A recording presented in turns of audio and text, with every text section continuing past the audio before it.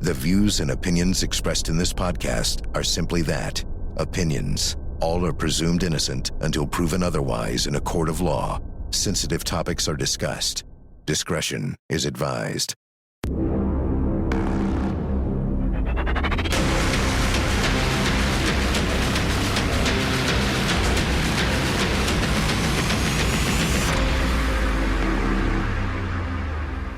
I'm Vinnie Politan. The subject of my investigation is a double murder in the suburbs of Virginia.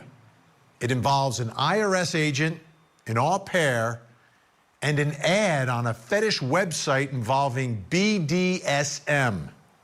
Here's the story. Brendan and Christine Banfield were married with a small child. They lived in a beautiful $1 million home in the D.C. suburbs in Herndon, Virginia. Brendan worked for the government as an armed IRS law enforcement agent. To help with their small child, the Banfields hired an au pair. Her name was Juliana Perez Magalhaes, and she was from Brazil. Everything seemed to be very normal with this family until the morning of February 24th, 2023. On that morning, a man named Joseph Ryan showed up at the house. He was responding to an ad on a fetish website from a woman who was into BDSM, cutting, and knife play. The ad was placed from Christine Banfield's computer. Now, what happened next that morning is not 100% clear, but the results are. Christine was stabbed and killed. Joseph Ryan was shot and killed. Juliana, the au pair, called 911, as did Brendan Banfield, Christine's husband. Then, months later, Juliana was arrested and charged with murder. Then, prosecutors charged Brendan Banfield with murder. So now in this case, we have 2 dead bodies, 2 defendants, and a lot of unanswered questions. This case has many layers to it and shrouded in some level of mystery here. And it took a while for investigators to try to uncover this to get to the point where they could bring charges in the case, but they have. And in September of 24, Chief Kevin Davis from the Fairfax County Police Department spoke publicly about the case. Let's take a listen. On February 24th, 2023, I stood in the middle of a cul-de-sac street in Fairfax County and described the deaths of 2 persons inside of a residential home. Now, 570 days later, we know the deaths of Joseph Ryan and Christine Banfield are both, in fact, murders. As you are aware, we charged Juliana Margalis with the murder of Joseph Ryan on October 13th, 2023.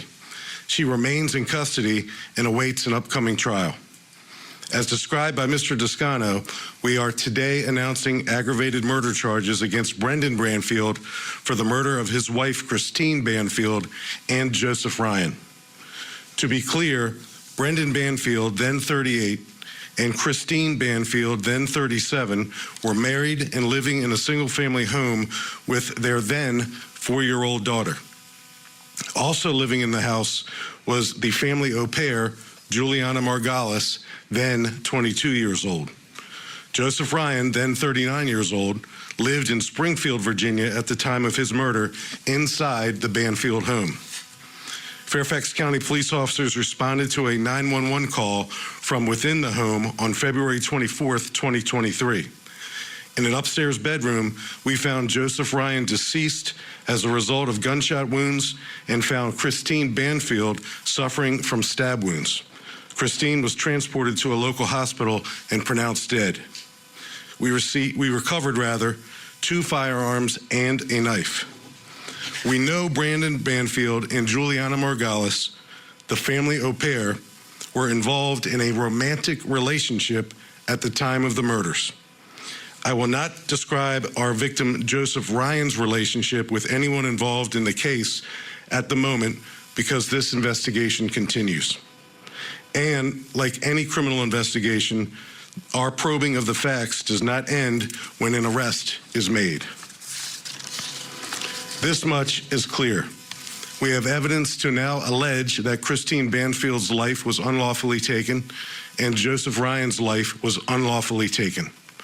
We are very limited, as Mr. Descano stated, in providing additional details to your many inevitable questions this evening. We will not try this case in a news conference, nor will we compromise the integrity of our ongoing probe and investigation. The detectives, prosecutors, and victim services specialists who still work tirelessly on this case know who they are. To the Benson and Ryan families, a special thank you for your patience and trust. Okay, it took them a while to get there, right? It was an immediate arrest. There was a long investigation. And the first one arrested was the au pair. She was arrested first. Took a while then to arrest the husband later on. But remember, the au pair is one of, there were a couple of calls made to 911. So you call 911, you know, you gotta speak, you have to communicate, you have to say what was going on. That brings me to my first question of the investigation. What was the au pair's story?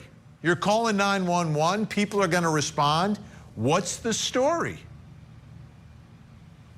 Let me bring in our guests who are gonna help us try to figure this all out. Joining me, the hosts of the Murder Sheet podcast, Kevin Greenlee and Anya Kane. Also with us, former homicide detective Chris McDonough. Great to see everyone.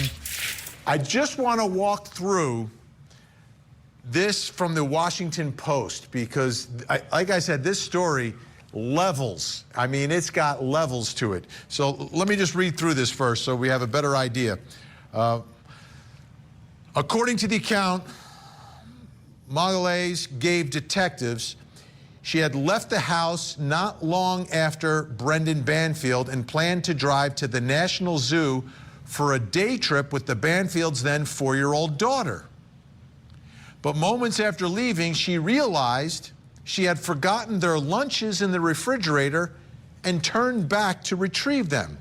She told police that she saw a man walk in as she looked back at the house. She said she called Christine Banfield, who did not answer. That's the mom, the wife.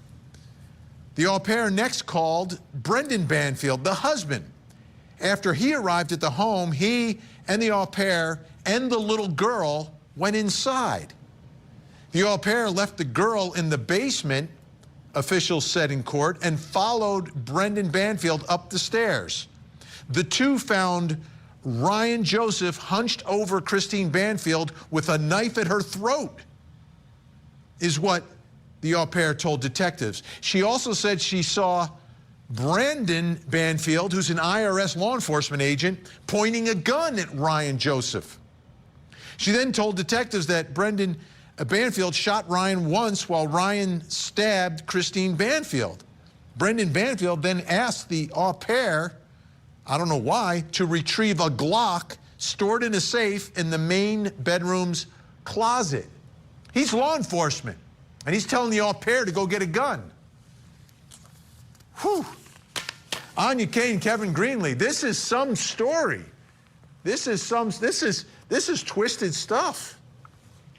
You said it, Vinny. I feel like if I was watching an episode of a police procedural and this was happening, I would think, okay, this is a little bit over the top. But unfortunately, it's real life, and 2 people are dead. Let me ask you, Chris McDonough.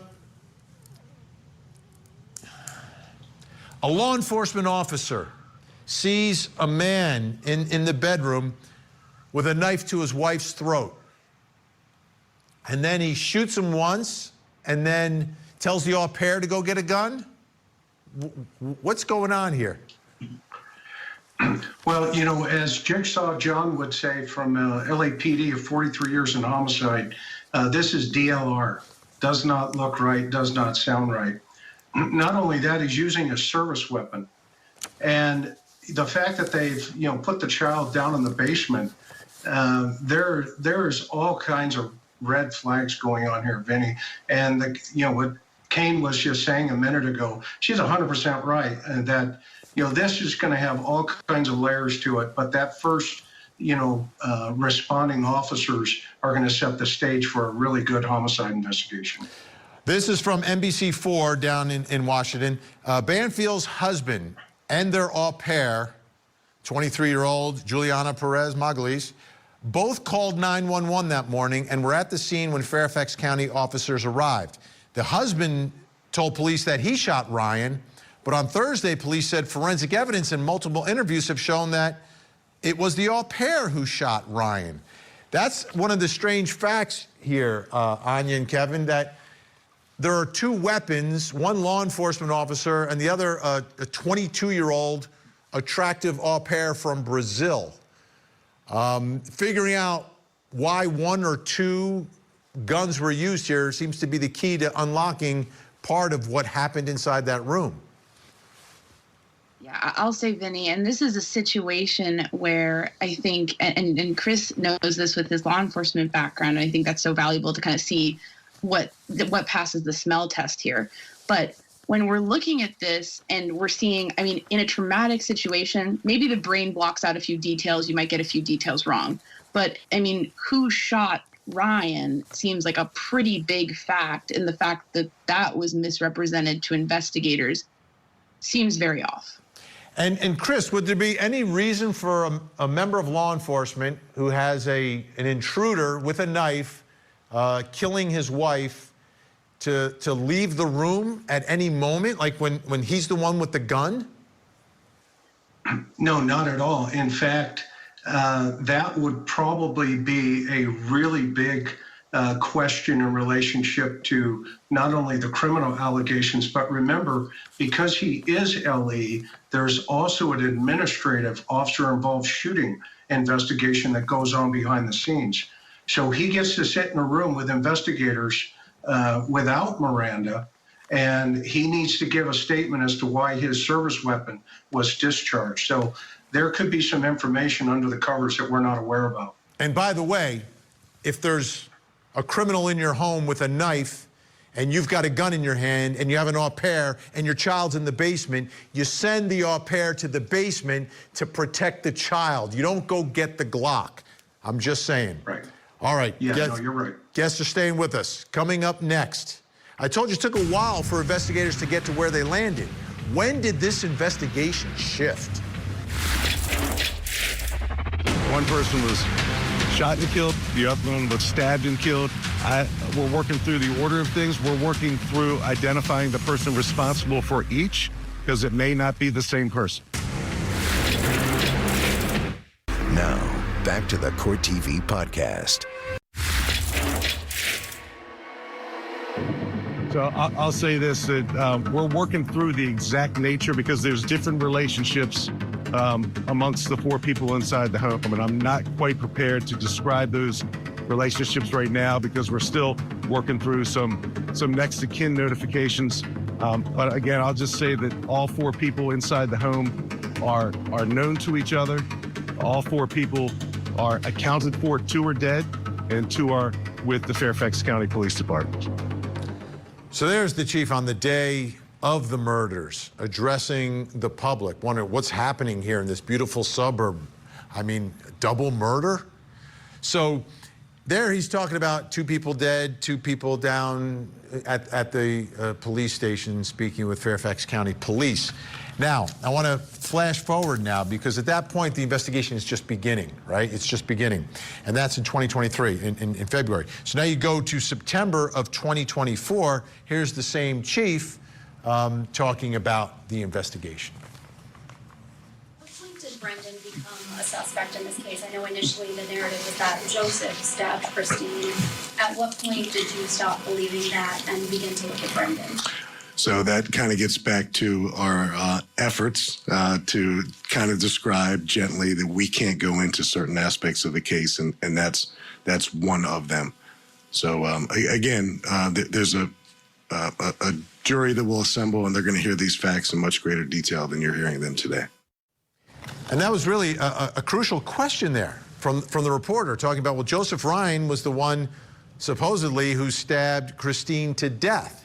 the third party who was in the house, who didn't live there, right? So he's got the knife, he stabbed her, but then the husband gets charged with the murder. So that brings me to my next question, which is, when did the investigation shift and really shift the focus onto Brendan for 2 murders?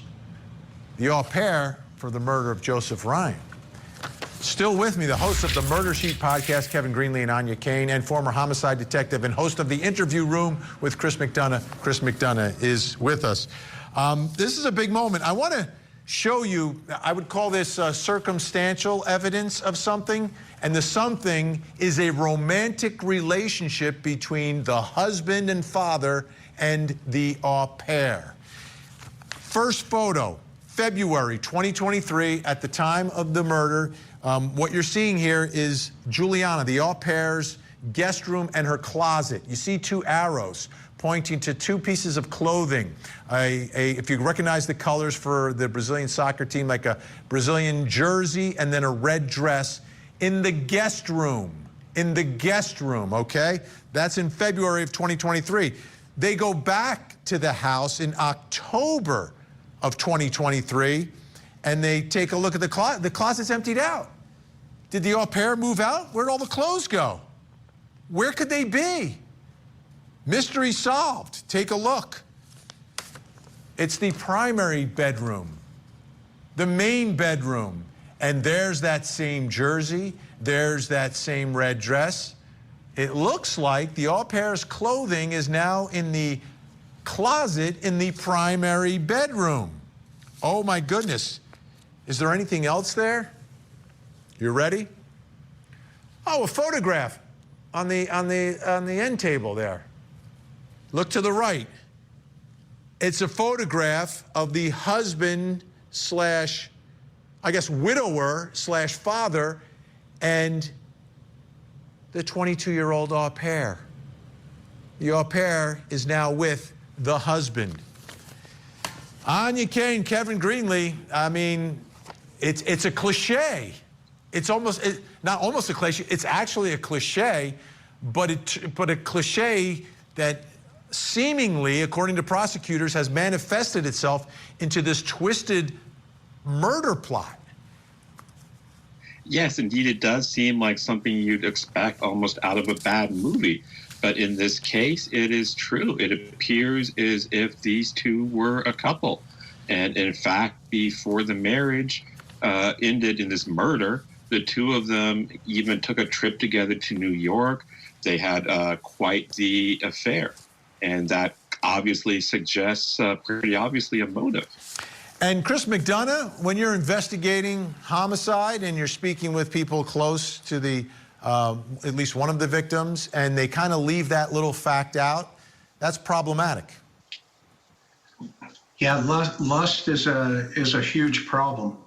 And in this situation, obviously they locked them in early on in their statements. And as they started digging probably a little bit deeper into their digital footprint, they had some questions, and they went back to that house, and boom, there it is sitting on the nightstand. And so that's kind of a red herring initially. We don't know each other, yada, yada. And now all of a sudden it's a landmine.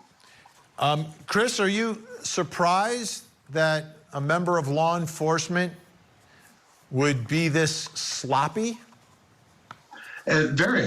The fact that murder was even a consideration in relationship, if he was even having this affair, which it sounds like he was, but the fact that there are 2 guns now, that may account for an explanation of gunshot residue. He knows the drill in relationship to the interviewing and stuff, but what he didn't anticipate was the fact that the story wasn't going to line up.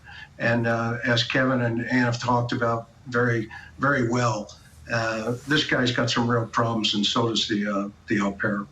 Now, the other thing in this story, Anya and Kevin, is that the au pair is the one initially arrested, and the husband, the father, is the one walking free, and her family was kind of like up in arms about this, saying, you don't have the real killer here. and that created a little bit of controversy. My guess, though, is you're probably moving a little bit slower for the member of law enforcement, not because he's a member of law enforcement, but because of his level of sophistication and perhaps trying to get the au pair to flip on him.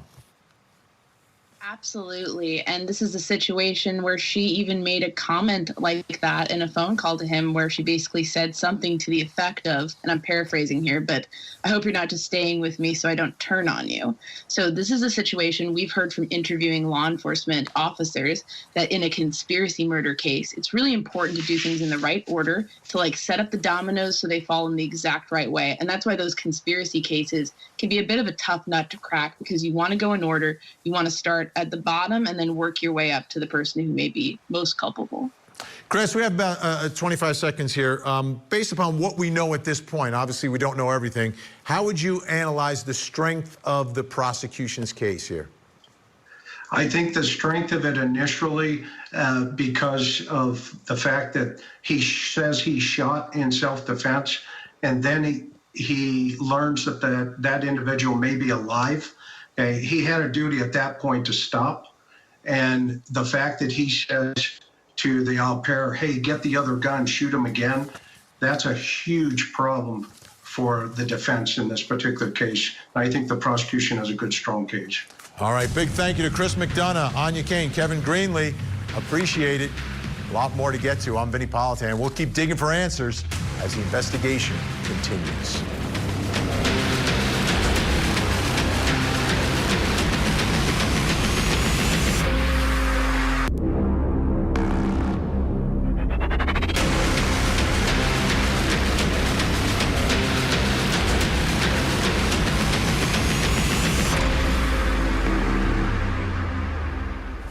I'm Vinnie Politan. We continue our investigation into the au pair love triangle murder trial.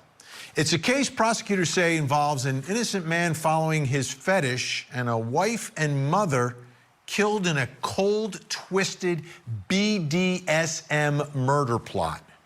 Here's the story. Christine Banfield was married to IRS law enforcement agent Brendan Banfield.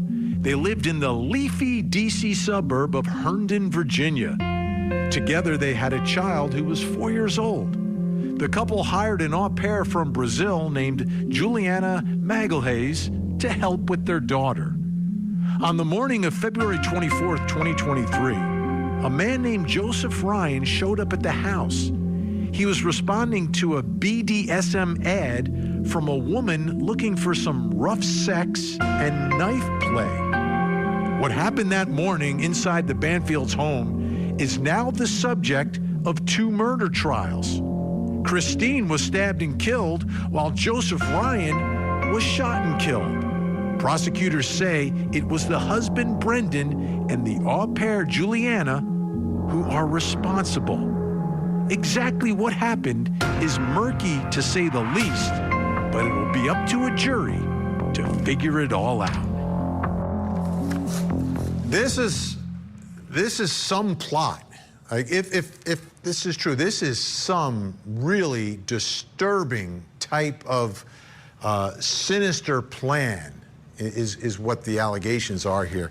So as we dig into this, on the day of the murder, the chief of the Fairfax County Police Department spoke, and you're getting some information about this. And just think about where we are, right? We're in suburbs of D.C. It's a beautiful place, nice home, families everywhere, and then this happens. Take a listen. This morning at 7:49 a.m., we received a cell phone 911 call that was an open line hang-up. When we get the cell phone 911 calls, it doesn't give us an exact address, but that call was captured and noted. And 13 minutes later at 8:02 a.m., we received a cell phone 911 call from the very same cell phone, and 2 persons communicated with our 911 call taker. The husband of this home, who I am not going to identify beyond identifying him as a husband, and the au pair, who resides in this home, who I'm not going to identify beyond describing her as an au pair. At that 802 911 cell phone call, the husband and the au pair communicate with the 911 call taker.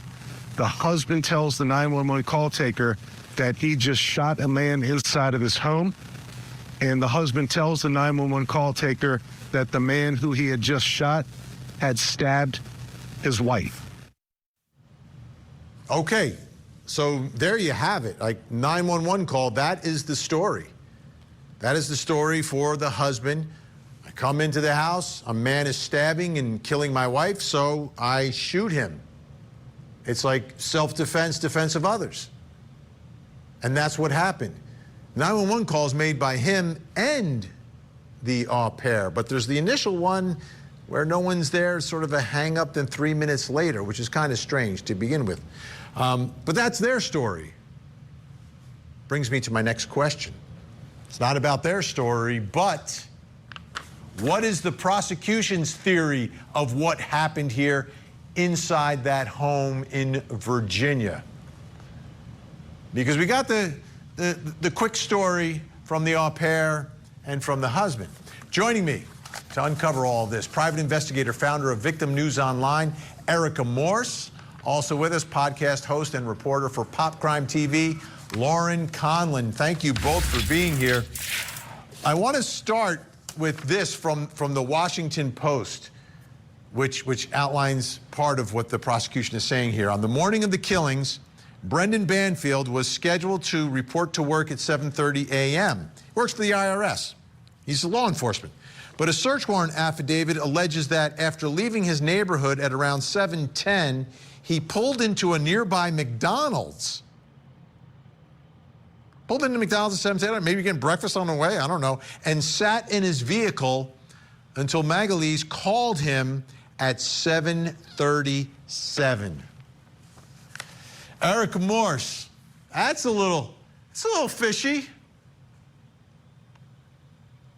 For me, listen, Vinny, anyone who works investigations is trained on the complexities of those investigations.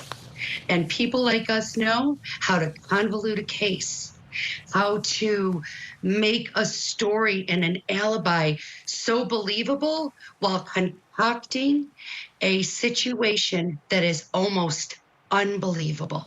He went to a public place where he could have been in a drive-through, in a parking spot, or just stopping to use the Wi-Fi or make a call.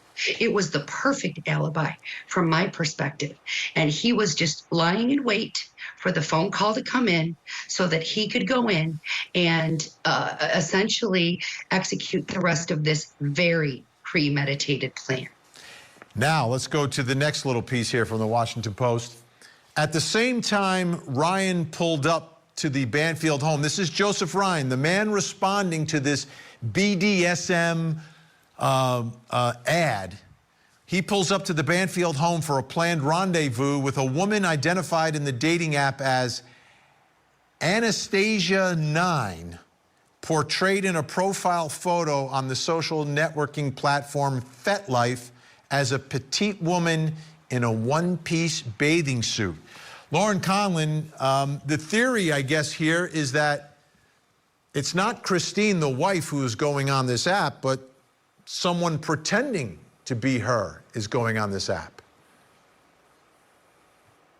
That's correct, Vinny. So prosecutors believe that Brendan and Juliana concocted this insane plan to pose as Christine and lure Joseph Ryan to their home in hopes that he would have this knife play thing going on with Christine. And I want to remind you that this was all supposed to happen before 8 a.m., which to me is a huge red flag. But this photo of Christine in the one-piece bathing suit, prosecutors say that she had sent this picture of herself to Brendan Banfield, and he had sent it to Juliana Margulis, and she had emailed it to herself. So you connect the dots here.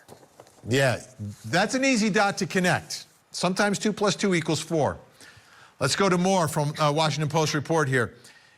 They discovered, too, that the FetLife account that Ryan had been messaging with was maintained on Christine Banfield's computer, despite not finding one iota of evidence that she was into knife play, binding, and BDSM, said the prosecutor. 1 month before the killings, authorities said that Christine Banfield sent a picture of herself to her husband, which Magalee's lawyer said she also sent to herself in an email, a petite woman in a one-piece bathing suit. Hours later, prosecutors said the photo was uploaded to a new FetLife profile using the username Anastasia9. How does someone even come up with this, Erica Morse? This is diabolical. Look at it this way. I mean, what you're doing, if this theory is for real, is that you're luring a man over who's going to die. You've got a woman who's going to die, and then the aftermath of her death is, well, Christine, she just had this crazy fetish that no one knew about, and it's like she's going to be blamed for her own death. I can think of 2, maybe 3 police procedurals that have already aired this storyline throughout the years. We can't write this stuff, Vinnie. If you and I were to write this as writers from a fictional standpoint, they would mock us because it is so sensational, it is so unbelievable. But again, understanding the pieces of a procedure in an investigation, he made this so difficult to unravel, if not for that digital trail, and for putting pressure on Juliana by arresting her first and allowing him that freedom while she sat there and just kind of boiled. And her mother ended up working her because, trust me, I know Brazilian moms, and I guarantee her mom was saying, you do not want to be in there. You are not taking the fall for this man. And so it was really a great setup by arresting her first. Absolutely. The other problem was the picture on the nightstand. Like, they're a couple several months later as investigators go in there. Here's also from the Washington Post. Using Telegram. We heard about Telegram from Stephen Stearns down in Central Florida, an encrypted messaging app. Ryan and Anastasia9 discussed rough sex. So there's a discussion going on here, including experimenting with blood play, an arrangement in which one person deliberately cuts another. Ultimately, the users decided to meet on that February morning. So, Lauren, I guess it's not just responding to an ad, but there's an ongoing conversation about what this rendezvous is going to be like. And Joseph Ryan believes, I guess, that he's speaking with Christine. Yeah, how sick is that, Vinny? It really does make me sick if these allegations are true. I mean, why not just leave your wife? Why go through all of this? And apparently, according to friends, Joseph Ryan was pretty open about what he liked to do in the bedroom. So this wasn't necessarily a secret, but man, Christine Banfield, going back to what you said, Brendan Banfield allegedly was going to let their daughter believe that her mother died in this manner and it was her own fault. It truly blows my mind. Yeah, and the details here, Erica, with the ongoing conversation for Joseph Ryan makes it much more real. It's not like he's just showing up as someone that he hasn't been communicating with. That's a big part of the lure here. Well, yes. And again, I can think of a case right now that's actually getting ready to go to trial where someone was set up using a fake social media account, Vinny. It's not the first time this has happened, and a law enforcement official in the federal realm would know that. So when you pull from high-profile cases, when you convolute, when you create difficult situations that seem impossible, and it also tells me that there was that consciousness of guilt afterwards, because the law enforcement official would know that they had to get rid of those phones and get new ones, because in order for them to get the full digital trail, they had to get the phone with the apps and not just the call logs and the cell data and the geofencing and the tower dumps. They had to have the physical phones in order to get all of that app data, and they got rid of everything and got new phones 2 weeks later. Wow. All right. Our guests are staying with us. Still to come.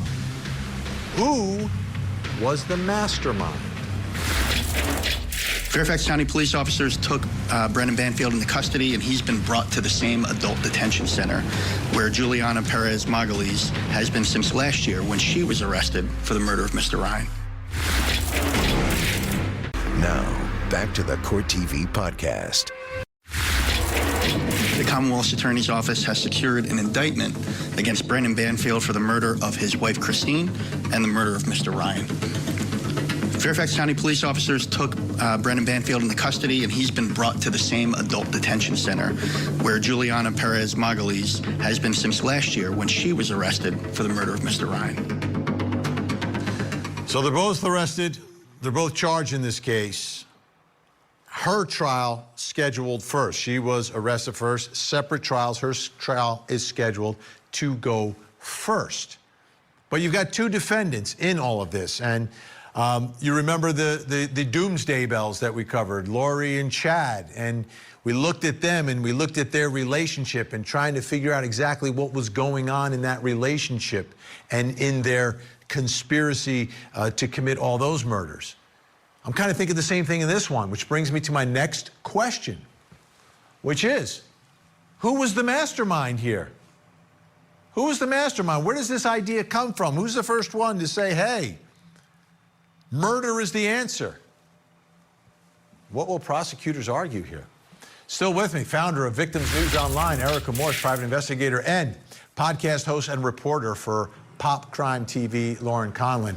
Lauren, let's evaluate this issue, because I always think it's important. How do you think the idea first, becomes part of this alleged conspiracy? Like, who comes up with the idea?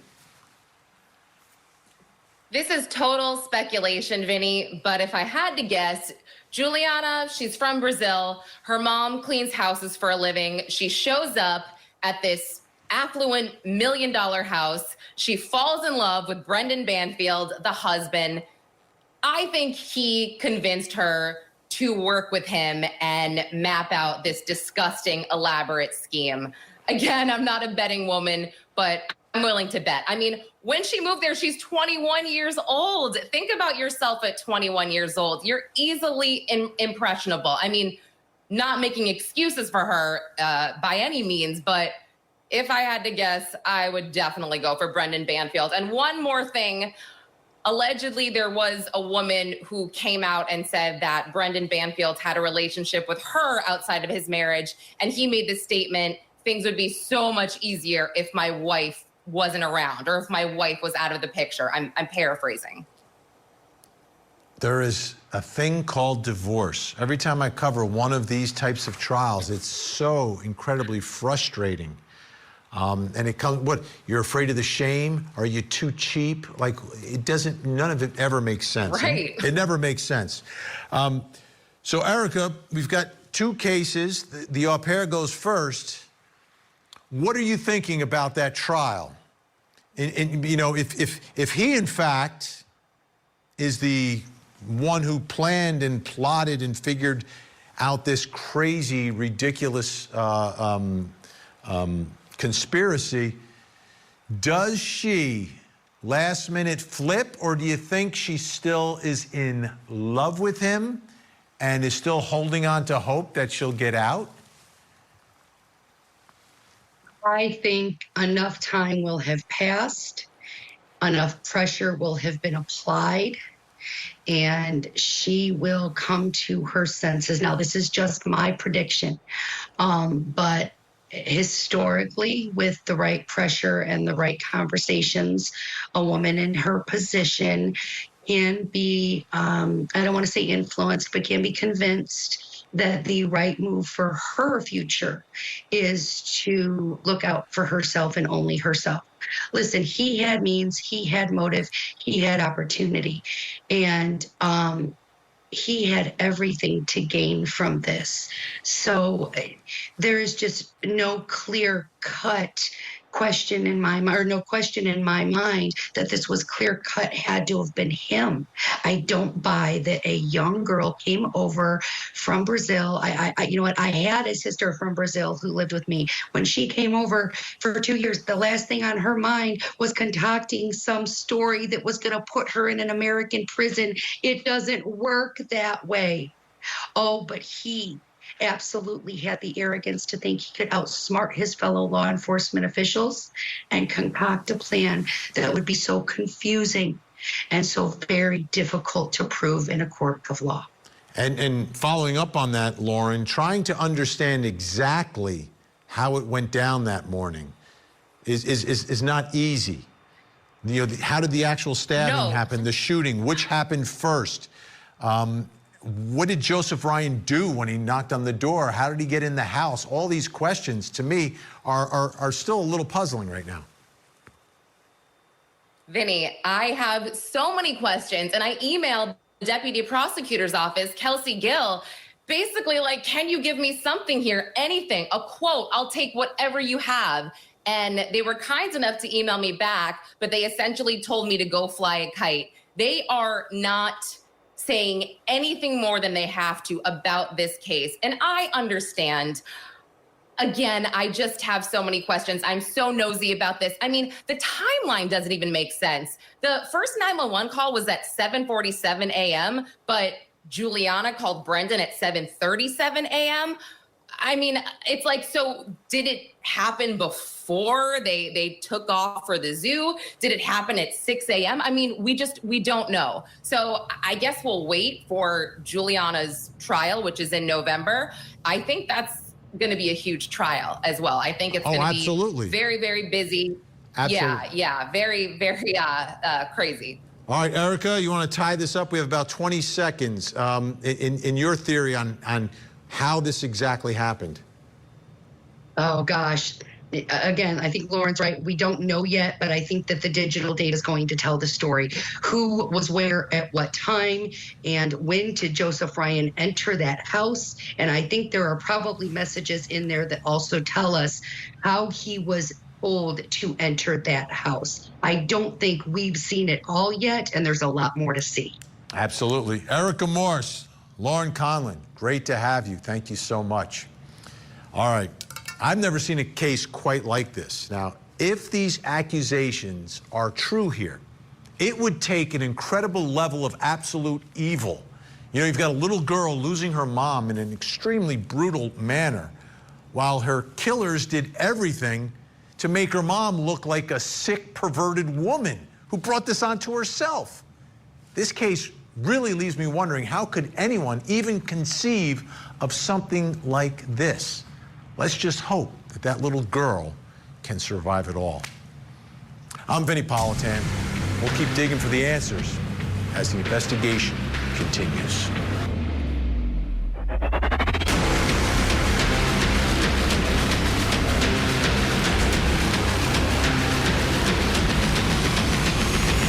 There you have it. If you want to see more in-depth reporting on the latest true crime stories, you can see me every weeknight, 8 p.m. Eastern on Closing Arguments. Thank you so much for downloading.